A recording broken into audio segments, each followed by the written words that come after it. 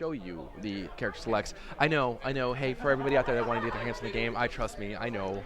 I can't play. I'm not playing the game this weekend. I know that feeling. It's right there. It's right there, and I can't reach out and grab it because I'm here, and I love what I do. But I get sad because I want to play the game too, and you guys are feeling it 100 times worse. So don't worry, it's gonna happen. It's one can assume because the game is launching in 2015. The rush of open beta is probably on the horizon. If I had to make a guess, if I was a gambling man. And a rambling man for that.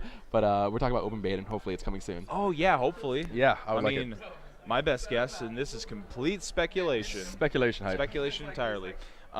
Maybe 3 or 4 months, maybe. Yeah, I mean, yeah, I can see that. Yeah, that's kind of my time frame. I mean, that's a pretty wide time frame. Well, let's see what's in 3 months. That's what, E3? So who knows? Oh yeah, exactly. Indeed. Yeah, so we'll have audio from both sides now. Gotcha. I'll be tuning that in. So yeah. Hashtag technical stuff. He says woo every game.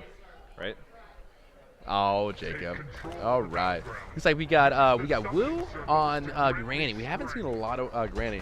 No, guys, it's true. Griselma is one of those ones that's a bit more difficult to play. She's not quite as straightforward in terms of her mechanics. Yeah. So I'm not surprised. But when you see a good Griselma player, it's very entertaining to watch.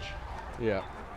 Sorry, guys. We're gonna dial in these sound settings right now. Yeah, it's just gonna take me a minute. Okay.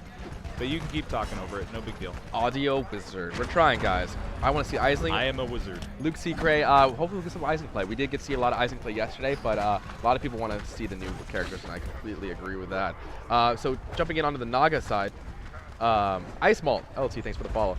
Jumping onto the Naga side, we do get to see Griselma trying to get a little bit on the HK booty, doing some damage here. Not using the portal beast really to the optimal, however, slapping it. Oh, goes into the portal. I don't know if you know that's a CC ability. That's an escape ability, and unfortunately, Nas is doing a lot of damage onto Griselma, and Griselma has to be super careful here. She is out of portal beast, so she has to be.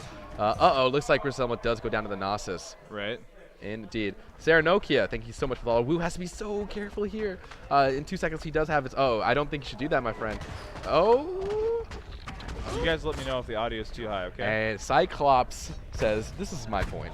Get out of here. Yeah, get out of here. Get out of here. This is my point." That's what I'm saying, guys. A lot of people think of like minions in a game. They're like, "Oh, it's just a minion. It'll be fine. It'll be fine," he said. "It'll be fun," he said. And then, boom. All right, I need to figure out which side is which here. Okay. So Griffin is on PC2, I believe. Which is strange because this is, yeah. Yep. Yeah, you're hearing. I think so. Yeah, you're hearing. I just want to be super sure. Right Sorry, now, guys, bear with me. Yeah, right now you're hearing Naga, and we're looking at Griffin. So, I think. Hold on. I think so. Hold on. No, don't switch them. Oh, that's definitely Woo. now they're fighting next to each other, and it makes it 100 times worse. No. Oh, but he does pick up the kill onto Chris Elma. Just Woo things, boys. Just Woo things. Okay, so yeah, Griffin's definitely PC2. Okay. I need to label that. Yeah. All right, cool, guys. Nice. Woo just doing Woo things, boys. Woo's very, very strong. Like it. He does have his focus up. He looks like he's going to summon down that creature. Let's see what he picks. He picks up that Cerebrus, young Cerebrus. What a great choice. Cerebrus does actually give vision to the map. However, it looks like Trip says none of that. It's going to be a Trip versus Woo fight. Woo does actually have half health. Let's see if Trip is able to pick up a kill. Trip, unfortunately, is down to half health as well, and then there's an HK laying down some support. Unfortunately for Woo, he comes back onto the map, kicks Trip off of the field, and that is just, that's the spot we were talking about. Oh, too. indeed. That's that ledge that you know. can like just kick people off of. If you have like HK, for instance, Mortar doesn't knock back. I've knocked people off with that. Margrave's flip. Just got kicked off. I thought he was off. I thought he was off because he just, oh man, that was good. That was good. You just, just kicked off. All right, looks like Woo is making a spectacle out of the enemy team. Here we go into another combo. He sees Aisling up there, but unfortunately Woo goes down. Now Griselma trying to do as best as possible, and Griselma unfortunately goes down as well. Switching on to both teams here. Both teams are down, actually, on the both camps. Yeah, and now we have both teams sound. Oh my gosh. Cool is this, right? All right, that's what I'm talking about. People at Motiga working super hard to bring you all the best. Ring out, Leaf says. Alright, no one's ever gonna take Nice. us down. No, Ring sorry. out. I apologize for that awful karaoke moment. Yeah. My voice is trash from last night. Yeah. Nice. Well, okay, hold up, Jacob. I want to make sure that we all know that Windows 10 technical preview is available right now. It is not a final. It's basically alpha version of Windows 10. Windows 10 will be free for the first year of its release. So that means when Windows 10 officially launches, if you have a copy of Windows 7 or 8, that's a legitimate copy. You pirates, you. You scallywag pirates. Jerks. As long as you have a legitimate copy, you can download it for free and upgrade. You always have the option to roll back if you want. It's a thing. Some people cling to it till it dies. Well, I suppose Windows 7 is a very good operating system, and it's going to end up being the standard for things like business and whatnot. But Windows 10 will become the standard for consumers and gamers. Yeah. And guys, so Rocher makes a really good point about DX12. DX12 is absolutely freaking amazing. It is really good. I'll be honest with you guys. People know me. I don't blow skirt up people's skirts. You don't blow skirt up people's skirts? I mean, smoke up people's skirts? I mean, yeah. Well, you don't want to really blow up anything. No, not really. But that'd be rude. Marilyn Monroe moment. I know, right? Woo! But we've used we've used Windows 10 rather the whole entire weekend. Yep. And let's be honest, Windows 8 was the most visually attractive operating system out there. Yeah. The whole mobile touch interface, while good for some, a lot of people hated it. I hated it. Yeah. But the efficiency of Windows 8 behind the scenes, actually pretty good. Oh, it was very good. But people missed Windows 7. Windows pretty much XP. Like, yeah, I mean, a lot of it came down to the start menu and just the way that you interact with things. And Windows 8 is kind of difficult. It's very touchscreen optimized, but Windows 10 takes the good things from 8 and the good things from 7, slams them together, adds a little bit of secret sauce. Yeah. And here you go, Windows 10. It's been really cool. I've been messing around with it on these computers, and the only reason I'm not going to install it at home is because on my streaming computer, I know that the programs that I use, OBS and all that stuff, will not work with Windows 10 right now. So I won't be able to use it at home yet, but I really, really want to. Indeed. In fact, I'm probably going to put it on my laptop. Indeed. And for people out there like, oh, am I going to be able to play this game in like alpha or beta or whatever if you like don't have Windows 10? No. Like, that's in the future, guys. Like, for people at home in the alpha, like, they're still playing on Windows 7 or have at you or whatever you're playing on. So there doesn't need to be like concern. They're not going to do it in a way where it's intrusive and they force people out. Yeah. They want to make sure everything comes together in a cohesive package, and they don't want to ostracize people out there in the community. So it doesn't make sense for a company to just take away a huge demographic just because maybe the operating system itself isn't ready at all. So indeed. Yeah, do you regen health over time? Yeah, that's actually due to a summon on the map usually. Both. Swap. I mean, it's both, but right now, let's see, they don't have one, but Team Naga, actually neither of these guys have a healer. No, they don't have a healer at all. Oops. So, yes, you do get it from certain summons. Yeah. It puts that area of effect you guys can see on the mini-maps here. There's little AoEs. Oh, you can't see my mouse. I want to turn down just a tad. What? I want to turn down just a tad. Oh, is it a little loud? Okay. So anyway, yes, you can get that from a summon, but there is also a mechanic that if you stay out of combat long enough, there is a heal over time mechanic. Indeed. You get some regen. Indeed. Yeah, pancakes. If you just stay out of combat for a little while, you're going to passively regen health faster than you would if you were in. Like, you don't get that passive regen in combat. Sir Nokia says, are there going to be beta invites? So right now it's alpha still. Yeah, right now it is an alpha. So the best thing I can say for you is to go over to this site that we're putting in chat. Go sign up for the alpha. They've opened the floodgates. They're inviting thousands of people a week, and they want to get as many people in the community. One can assume with a partnership with Microsoft that a lot of avenues have been opened up. I mean, I think now would be a great time to get a lot of people in, and they're going to be able to. They have some of the best technical minds working in the studio and over there at Microsoft. So who knows? I'm excited. I'm excited. One can't. I got a good picture of us there. Nice. One can't. It's not out of the realm of possibility of hopefully beta coming out soon, because it is shooting for a 2015 release date. So, but that's all we know. Yep. Yes, Zarnoki, that is true. Send that dick stag. The dig dag. Well, send your specs if they are bad. So it's never meant to hurt you. Yeah, not at all. And you know, I mean, they're They want to see your dick stack. Your dick stack, dude. DX Diag. Yeah. DX Diag, that stands for DirectX Diagnostic. Mm-hmm. What that does is it takes your PC specs and then sends them in a nice little package file. Yeah. Now, as far as the whole, like, you know, your system specs affecting your alpha chances thing goes, you know, if you've got a machine from 10 years ago, I mean, and you have Windows XP, you're probably not going to be invited to alpha. I mean, let's just be real about it. But, you know, having, you know, like a $5,000 PC doesn't necessarily mean that you're going to get in right away, you know, because that's not indicative of the average gamer per se. You know, and really the only thing that DXDAG does is it just gives them additional feedback to be able to target specific people if that's what they're looking for. Yeah. As of right now, we're just looking to add as many people as possible to try to build up the community. Nice. Nice. Rackpit, good to see you, my friend. Welcome, everybody, just tuning into the stream. Hope you're having fun over here. We have both viewpoints out here. Both got audio. I know people are kind of just like sitting back and being like, oh. I know, right? And a lot of people haven't been able to see this. I know. I mean, we've been able to see this a lot. Indeed. But here we go. I mean, I know, right? I almost feel like we just need to sit back and shut up for a minute. Ooh, I can get on board with that. Yeah, just watch it. Indeed. You know what? How about we just do like a QA? Yeah, for if you have any minutes? questions in chat, feel free to hit @gigantic, and we'll answer as many questions as we possibly can. Yeah. And kind of give it to the floor and let you guys watch what's happening. Yeah, unless there's something specific, like crazy that happens, we'll comment on that. But otherwise, we'll just kind of let you guys watch. Indeed. Is Pyro a boxers or brief kind of person? Oh, boxer briefs actually. Yeah, I wear boxer briefs. You look like a whitey tie guy. No, not at all. I hate whitey tighties. I'm teasing you. Good God. Nice. That's my butt clenches at the thought. No, boxer briefs actually. I'm actually wearing some sport boxer briefs right now. Yeah. They're very, very anti-chafing. It's really good for the convention center.